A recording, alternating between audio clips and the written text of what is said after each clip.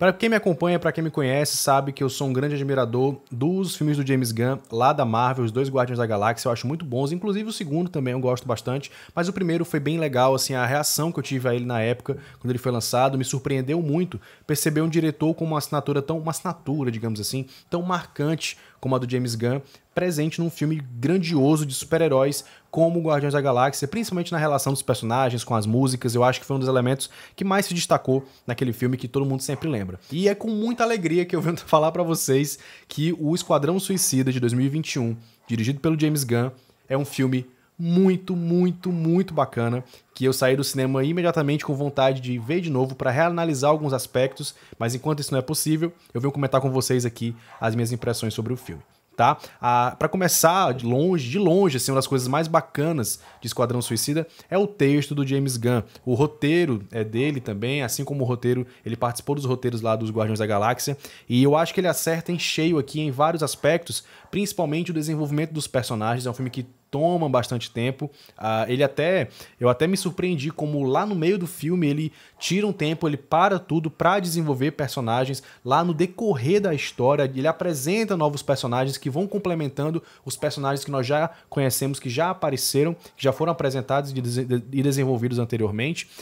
E também um dos aspectos mais bacanas lá do Guardiões, mais que aqui ele tá totalmente desenfreado, assim, sem freio algum, ele tá a todo vapor, são as piadas de qualquer cunho. Ele faz piada básica com itens simples, como ele faz piada envolvendo sexo, envolvendo em momentos super tensos, ele mata um personagem que tá tendo um momento de glória, aquele personagem morre. Tem várias piadas sobre violência, piadas que contêm violência, gags visuais altamente violentas, que são bastante engraçadas, e situações super inesperadas de personagens super inesperados, que eu vou falar sobre eles daqui a pouco. Tem um contexto bem interessante no texto do filme também, que é com perdão do trocadilho, que é uma temática meio que anti-imperialista, que durante boa parte do filme você não percebe, mas lá pro terceiro ato, lá pro clímax do filme, ele fica muito perceptível, tanto no subtexto, como até mesmo quando ele atinge a superfície através de uma fala de uma das personagens, onde ela fala: isso, que eu não vou falar o que é, não pertence a mim, nem pertence a você, isso pertence a eles, se referindo a um determinado grupo de pessoas, falando assim bem por cima para não dar spoiler, né? E além disso, um dos vilões, tem um momento lá que eu não vou falar que momento é esse, nem vou falar qual dos vilões, que eu acho que esse filme tem múltiplos vilões em diversos aspectos, em diversas camadas dentro da narrativa, né? Um desses vilões, ele fala: eu estava tão feliz quando eu estava lá fazendo X, Y, Z, meio que indicando que a felicidade dele acabou quando os americanos o trouxeram contra a sua vontade para fazer uma parada lá, que eu não vou falar o que é, tô falando bem por cima para não dar spoiler, e eu quero que você tenha essa experiência de você perceber de quem é que eu tô falando e fazer associação anti-imperialista. Tudo bem que é um filme norte-americano, feito por norte-americanos, que vai fazer uma baita bilheteria lá nos Estados Unidos, mas ainda assim é interessante você perceber esse contexto, porque eu acho um contexto interessante, eu acho uma temática que gera um debate bacana, e eu acho importante, querendo ou não, a gente ter um filme do escopo de Esquadrão Suicida que traz esse debate tão interessante, tá? O humor nonsense, assim, eu sou suspeito pra falar, eu adoro humor nonsense, eu gosto de humor de uma forma geral, eu consumo canais no YouTube, filmes, séries de humor, Instagrams de humor, tem canais de pegadinhas aqui do Brasil que eu adoro, tipo Tá Gravando, por exemplo, eu acho um canal sensacional e é nordestino, né?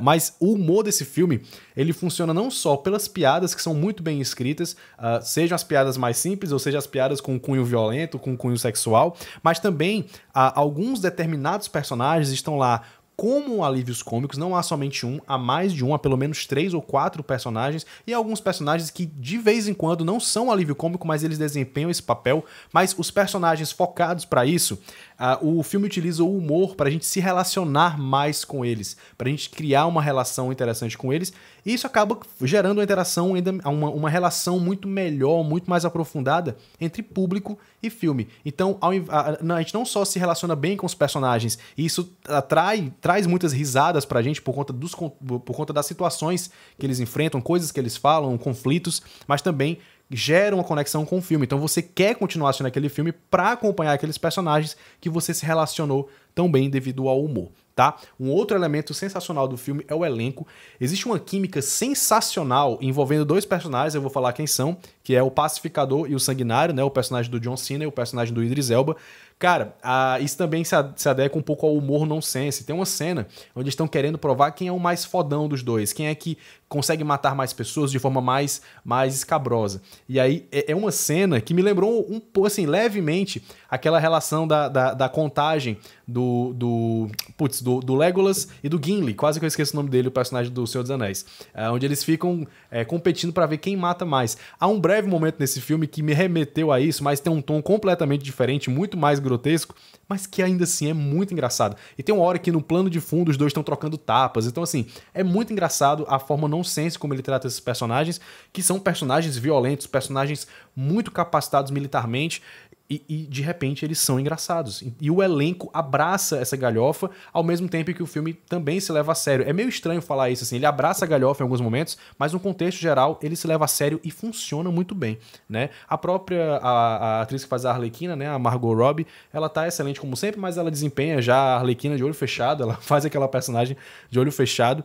E é legal como ela muda, digamos que o aspecto da personagem dependendo da situação onde ela tá. Se ela tá enfrentando uma situação de missão, de ação, ou se ela tá enfrentando uma situação mais pessoal, certo? A atriz que faz a Ratcatcher também, eu acho ela sensacional, tanto quando ela tá construindo essa figura millennial perfeita, cara, é perfeito, assim, todos os elementos que constituem um millennial estão nessa personagem, conectados a ela.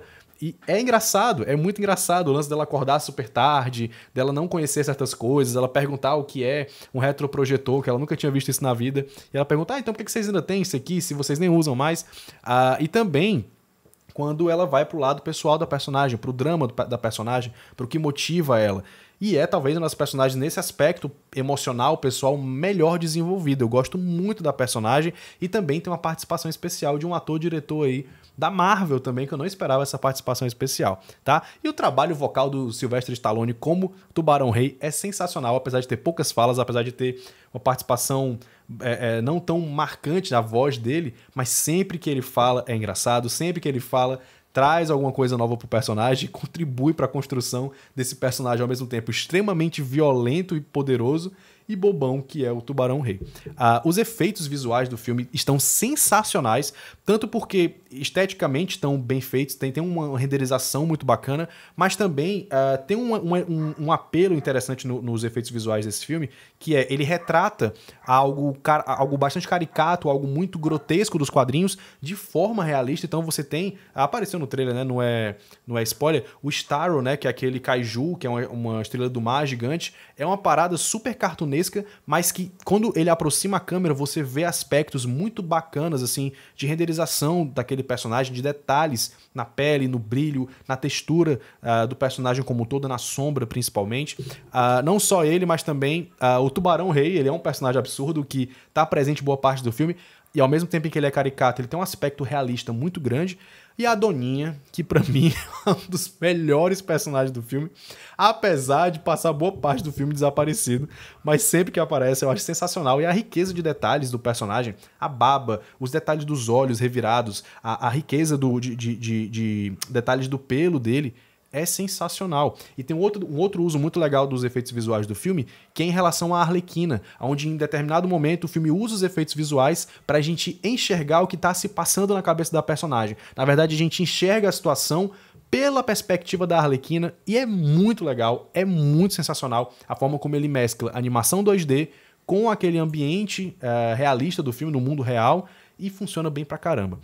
E pra fechar, a trilha musical escolhida a dedo pelo James Gunn, como sempre, fecha bem esse pacote da parte positiva do filme, apesar de não ter o mesmo peso dramático e não grudar na cabeça como o Guardiões da Galáxia. E eu acho que eu me limito a isso de comparação com Guardiões. Eu realmente tentei ver esse filme me desprendendo de comparar ele com o primeiro, que eu nem vi, inclusive, eu tentei ver, mas não consegui, eu juro pra vocês, eu não consegui ver aquele filme até o final, e eu vi em casa, tá, eu não saí do cinema, quando eu tô no cinema eu vejo o filme até o final, eu tava em casa. Eu também quis diferenciar ele dos outros trabalhos do diretor, né, e é legal você perceber como esse filme tem uma característica própria, ele tem uma cara própria, tem uma personalidade própria, apesar de você perceber algumas características do diretor. Nesse caso, as músicas, você percebe que elas foram escolhidas a dedo, mas elas não têm o mesmo impacto como o do Guardiões da Galáxia, eu me limito a isso. E pra falar brevemente sobre as coisas que eu não gostei do filme, que foram pouquíssimas, mas que eu acho que tem um certo peso, um peso até importante nessa minha avaliação do filme, eu acho que lá no meio do filme, lá no meio do filme tem um núcleo amoroso envolvendo a Arlequina,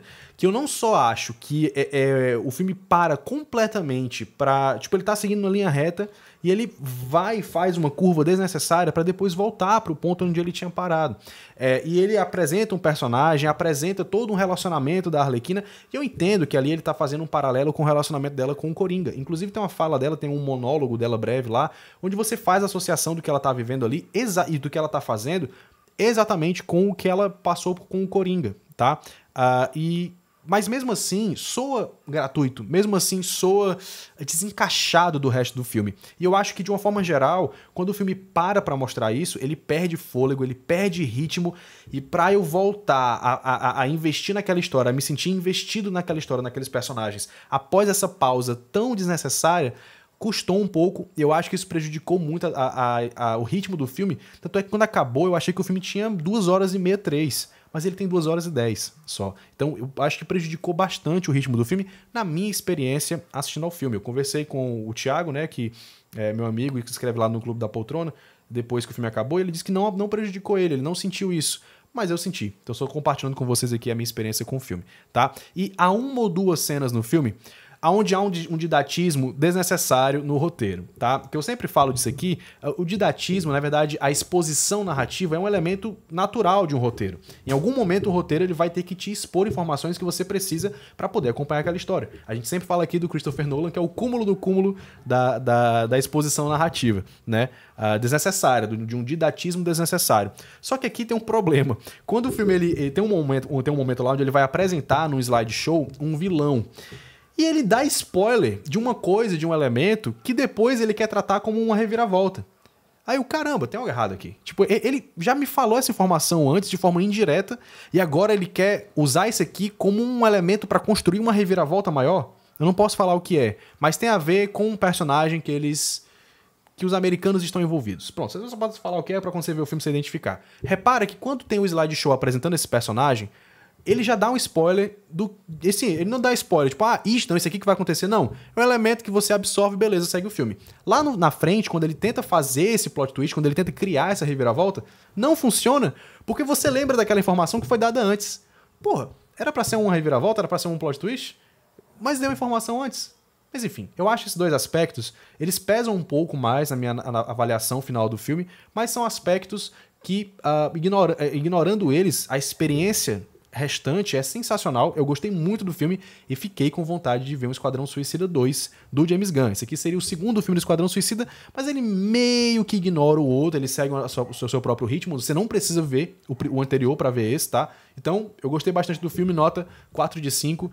E é isso, gente. E aí, vocês gostaram de Esquadrão Suicida? Vocês já viram? Não viram? O que é que vocês estão esperando do filme? O que é que vocês acharam da minha opinião? Vocês concordam? Vocês discordam? Comentem aqui embaixo. Não esqueçam de curtir esse vídeo. É importantíssimo que você curta para falar pro YouTube que você tá gostando desse material, que você quer ver mais coisas da SB Cinema. Você me ajuda imensamente. E se você tá chegando aqui agora, se inscreve aqui no canal, considera isso e vão estar aparecendo aqui 2 vídeos para você assistir e continuar aí a sua experiência aqui com a SB Cinema, tá bom? Eu sou Bruno Albuquerque e essa foi a minha crítica de Esquadrão Suicida do James Gunn. Um forte abraço e vida longa ao cinema.